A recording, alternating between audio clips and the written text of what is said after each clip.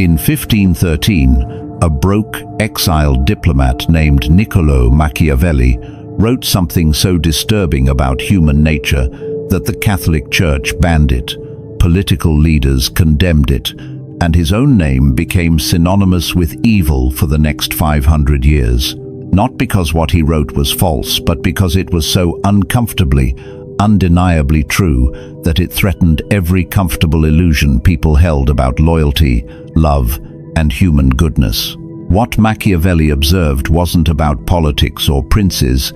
It was about fundamental human psychology that operates in every relationship you have right now with your partner, your friends, your family, your colleagues, everyone. And once you understand what he actually documented, you'll never see people the same way again. You'll never trust the same way again. You'll never be blindsided by betrayal again. Because here's what nobody tells you about Machiavelli.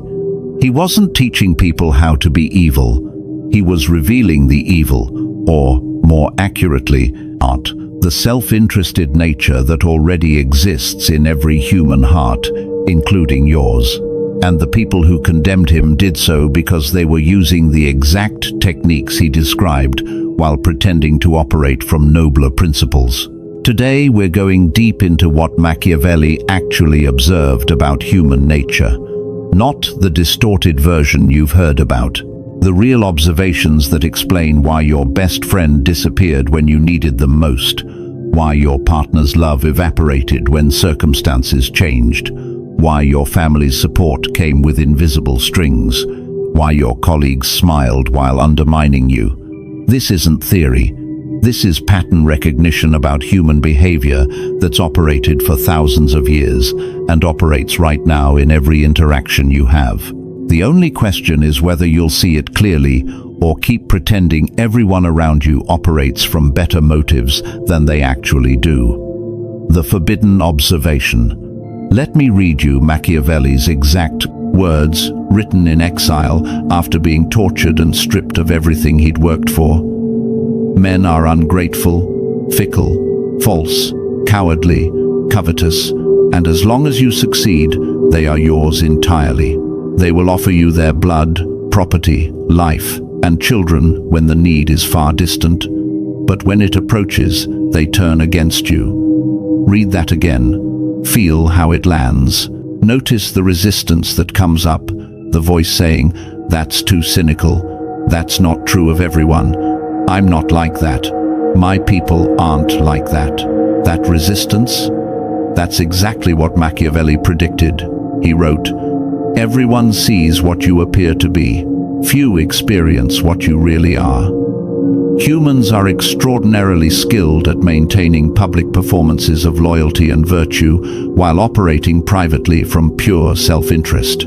But here's what makes this observation brutal rather than just cynical. Machiavelli included himself in this assessment. He wasn't saying other people are selfish while he was noble. He was saying all humans, himself included, operate primarily from self-interest, and that recognizing this is the only way to navigate reality successfully, the test that proves he's right.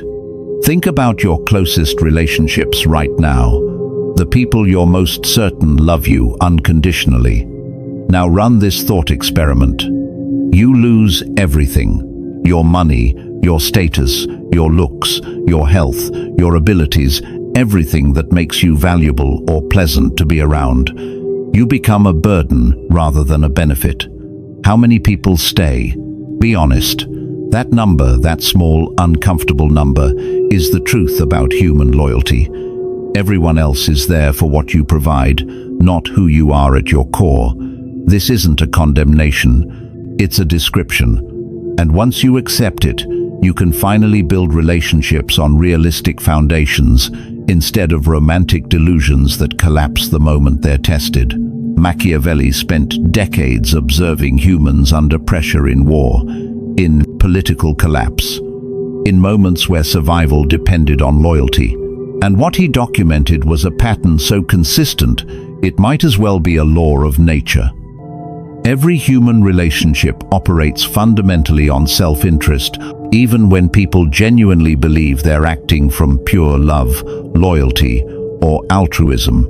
This is the core truth that changes everything. Not that people are evil or that love doesn't exist, but that human attachment is always rooted in what the other person provides. The provision might be emotional, practical, social, sexual, financial, or psychological, but it's always there. And when the provision stops, attachment evaporates. Watch this pattern in your own life. The friend who vanished. You had a close friend for years.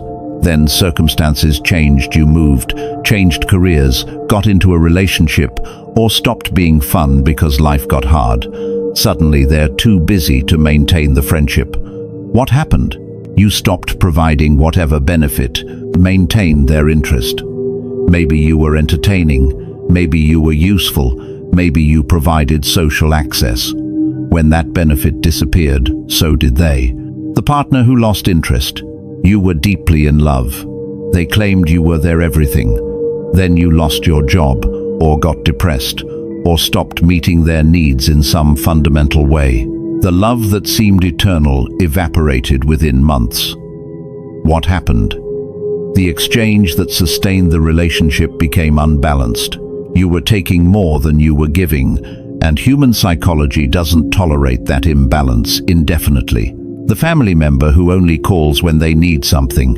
You haven't heard from them in months or years. Then they're in trouble, financial, emotional, practical, and suddenly they remember you exist. When the crisis passes, they disappear again. This pattern isn't unusual, it's the norm. Family relationships that feel unconditional are often just relationships where the exchange is less obvious, but equally real. The colleague who became distant. You used to be close at work, then you changed departments, or they got promoted, or your career paths diverged. The friendship that seemed genuine faded immediately. Why? Because the friendship was sustained by proximity, shared interests, and mutual professional benefit. Remove those factors, and the relationship had no independent foundation. Machiavelli would look at each of these scenarios and say, "Of course, what did you expect?" He observed that princes who thought their subjects loved them personally were shocked when those same subjects welcomed invading armies that promised better conditions. The love was never about the prince, it was about what the prince provided. Your relationships work the same way. The love isn't about you, it's about what you provide. And the moment you understand this, you stop being hurt by betrayals that were just people acting according to their nature when the exchange stopped benefiting them. The 3 core truths. Now, let's break down the specific mechanisms Machiavelli identified. These are the patterns that operate beneath every human relationship, whether people acknowledge them or not. Truth 1. People stay for benefits, not bonds, Machiavelli wrote. Men love according to their own will, and fear according to the will of the prince. Translation: people's affection is controlled by their own needs and desires, but their respect responds to your strength and enforcement of boundaries. This distinction is crucial. Affection is what people feel when you benefit them. Respect is what people demonstrate when you've proven you won't tolerate poor treatment. Most people confuse the two and wonder why the people who claim to love them most treat them worst. In romantic relationships, your partner doesn't stay because of your history together, because of the bond you've built, or because they made a commitment. They stay because the relationship continues to meet their needs better than available alternatives. The moment this calculation changes when they meet someone who provides what you provide plus something extra, or when you stop providing what made the relationship valuable, the history becomes irrelevant and the bond dissolves.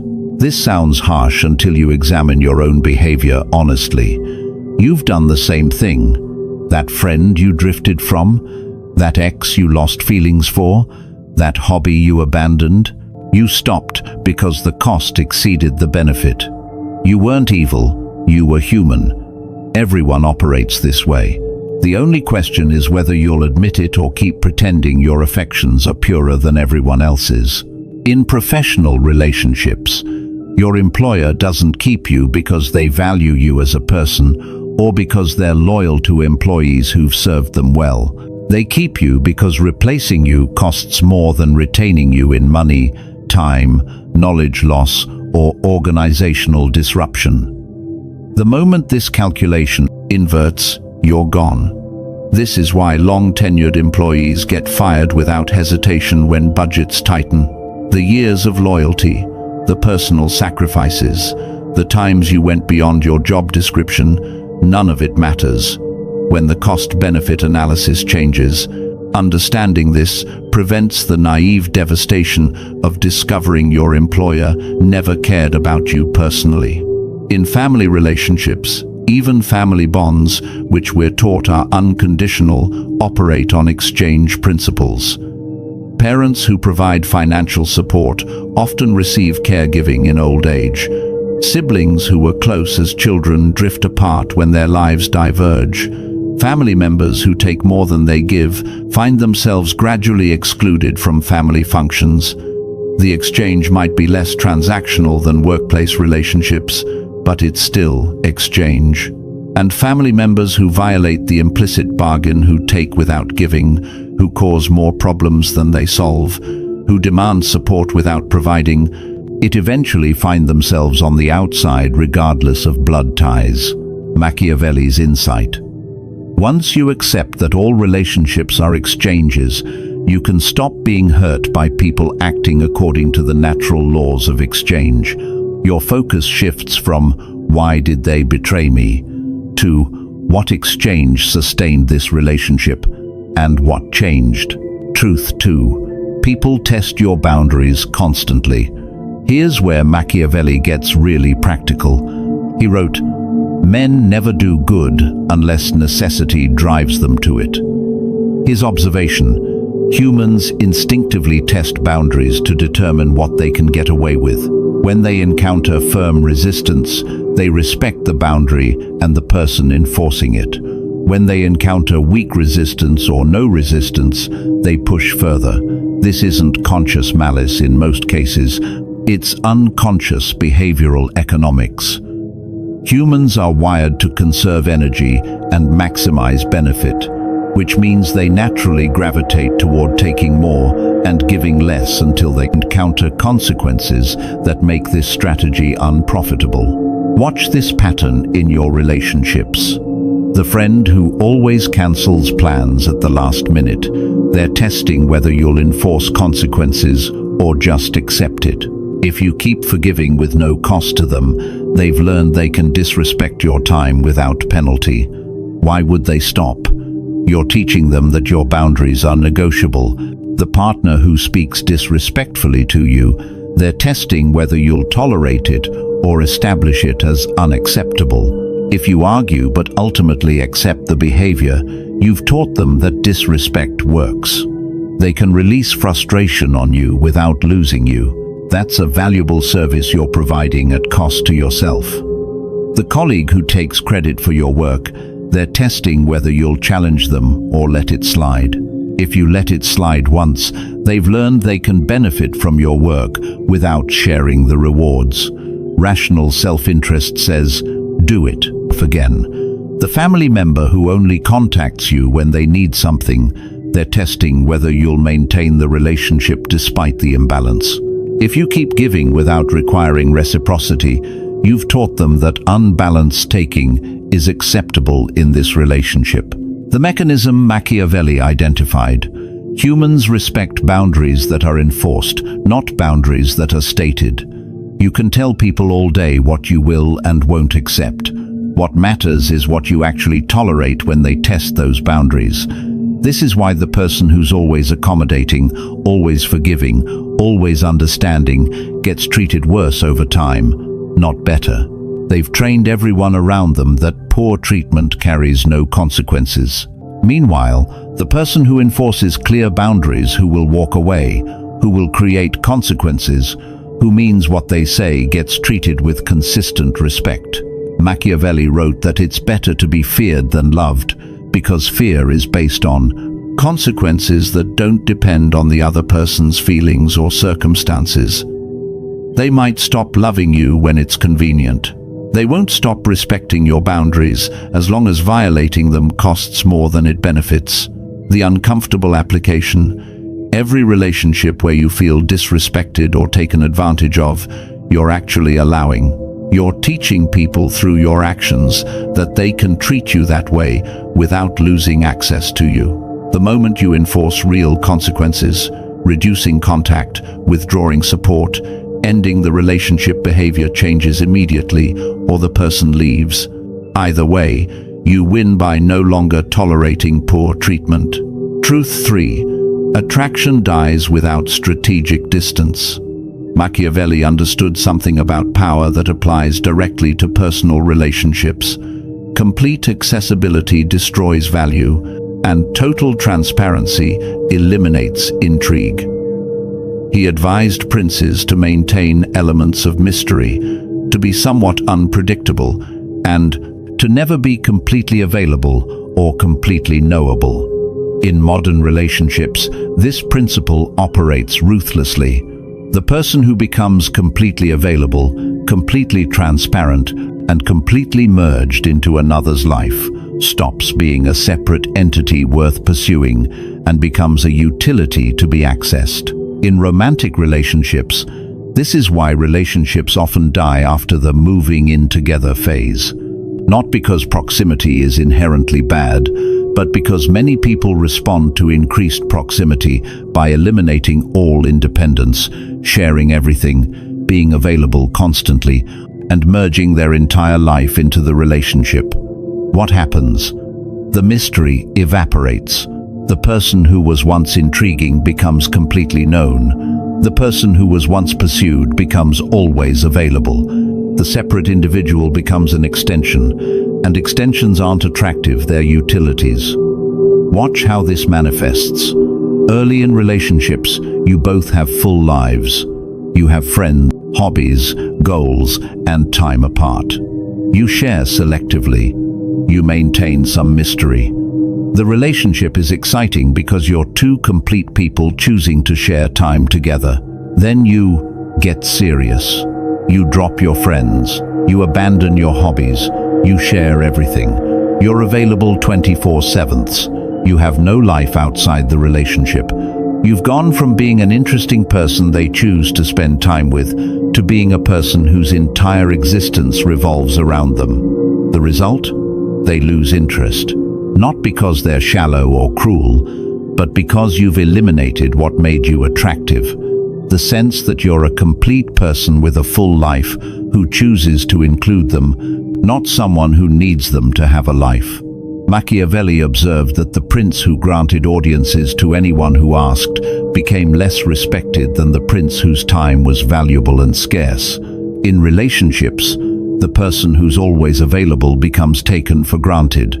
The person who maintains scarcity of their time and attention remains valued. In all relationships, this pattern extends beyond romance. The friend who's always free whenever you call becomes the backup friend you contact when better options aren't available. The professional who responds to emails at 2 a.m. teaches people their time has no boundaries. The family member who always accommodates everyone else's needs becomes the one whose needs are never prioritized. The strategic distance isn't about playing games or being artificially unavailable. It's about maintaining genuine independence, having a life, interests, and priorities that exist outside any single relationship. This makes you interesting because you're not just a reflection of the other person. You're a separate entity worth engaging with.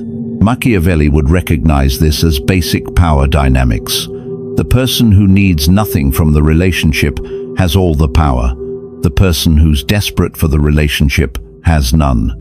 By maintaining independence, emotional, social, practical, you avoid desperate dependence that makes you unattractive and guarantees poor treatment. The respect mechanism. Now we reach Machiavelli's most famous and most misunderstood observation. It is better to be feared than loved. if you cannot be both. Everyone focuses on feared and misses the actual insight. Let me give you his full reasoning. Love is preserved by the link of obligation, which, owing to the baseness of men, is broken at every opportunity for their advantage. But fear is maintained by a dread of punishment, which never fails. Translation: people's affection for you depends on you continuing to benefit them, which makes it fragile and contingent on circumstances. But people's respect for your boundaries is reliable because it's based on consistent consequences that don't fluctuate with their feelings or situations. This isn't about making people afraid of you through threats or intimidation. It's about understanding that respect based on enforced boundaries is more stable than affection based on benefits you provide. The practical distinction: the person everyone loves but doesn't respect gets walked over constantly.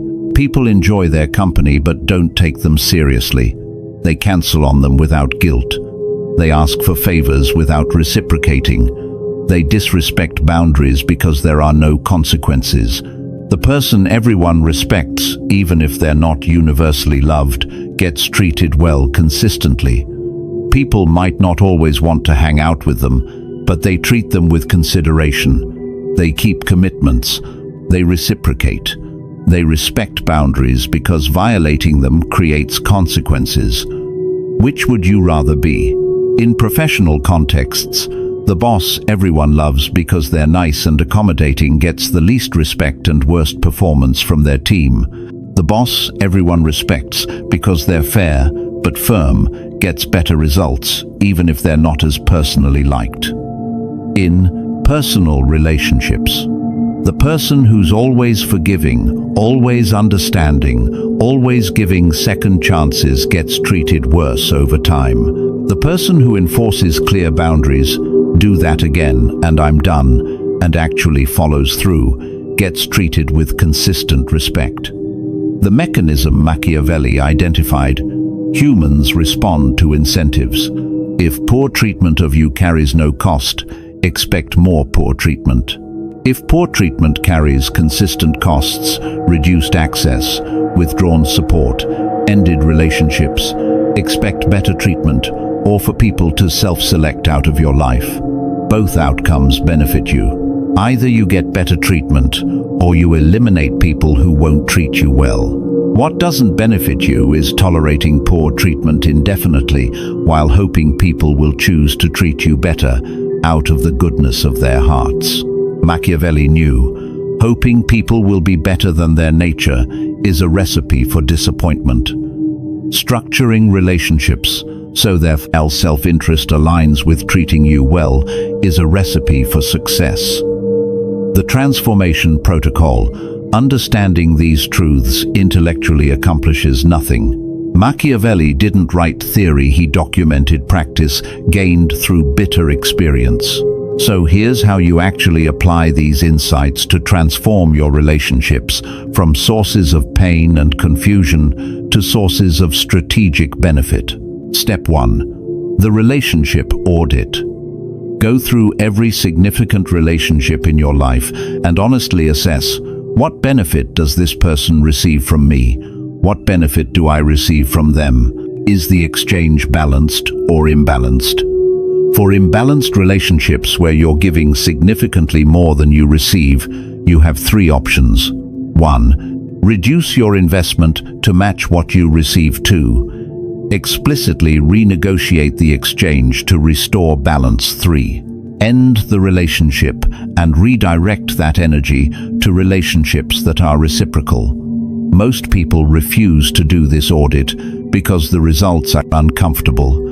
You'll discover that many people you think care about you are simply using you, that many relationships you're heavily invested in aren't reciprocated, that you've been volunteering for exploitation because you bought into fairy tales about unconditional loyalty.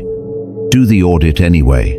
Discomfort that leads to clarity is better than comfort that perpetuates exploitation. Step 2. The boundary establishment. For each relationship you're keeping, identify what behavior you will and won't accept. Be specific. Then, and this is crucial, determine exactly what consequences will follow if boundaries are violated. The consequence must be something you're actually willing to enforce. If you do X, I'll be upset. Isn't a consequence, it's just information that people will ignore if upsetting you doesn't cost them anything meaningful. Real consequences look like, if you cancel on me without significant notice one more time, I'm done making plans with you. Then actually follow through. The person who establishes boundaries but doesn't enforce them has established that their boundaries don't matter. Step 3. The independence maintenance. Actively maintain a life outside every relationship. Have friends your partner doesn't share. Have hobbies that don't involve your family. Have professional goals that don't depend on any single colleague's support. This isn't about backup plans or keeping options open for betrayal. It's about remaining a complete person rather than an extension of others. Complete people are attractive and respected. Extensions are taken for granted and eventually discarded. Step 4.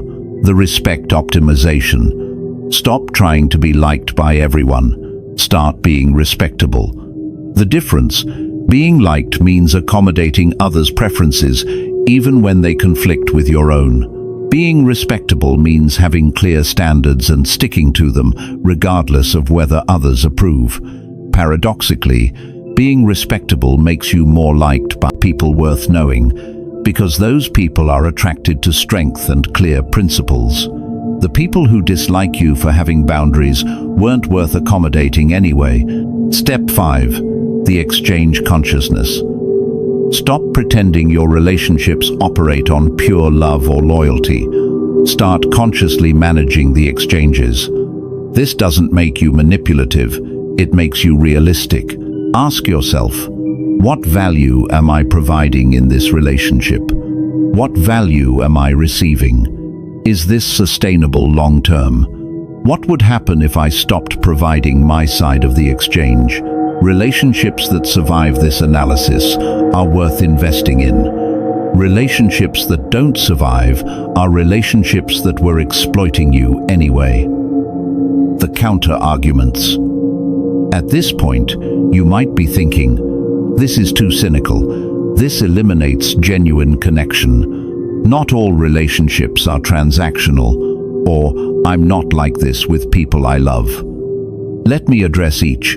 This is too cynical. Cynicism is believing people are worse than they are. Realism is seeing people as they actually are. Machiavelli wasn't cynical, he was observational. He documented patterns, not theories. If the patterns feel cynical, that's because human nature is less noble than we pretend. This eliminates genuine connection. Actually, it enables genuine connection. When you stop expecting unconditional loyalty and start building relationships on honest exchange, you create connections based on reality rather than fantasy. The friendships that survive this approach are real. The ones that don't were never genuine anyway. Not all relationships are transactional. Name one that isn't. Your closest friendship. What would happen if you became a constant drain with no reciprocal benefit? Your romantic relationship. What would happen if you stopped meeting your partner's needs entirely? Every relationship has implicit exchange. Acknowledging it doesn't create it. Denial doesn't eliminate it. I'm not like this with people I mind if you love. Yes, you are. You just don't recognize it because you've been taught that admitting self-interest in relationships is shameful. But examine honestly. You stay in relationships that benefit you more than they cost you. You drift from relationships that cost more than they benefit. You invest more in people who invest in you. This is self-interest. It's normal. It's healthy. Pretending otherwise is delusion, the ultimate freedom.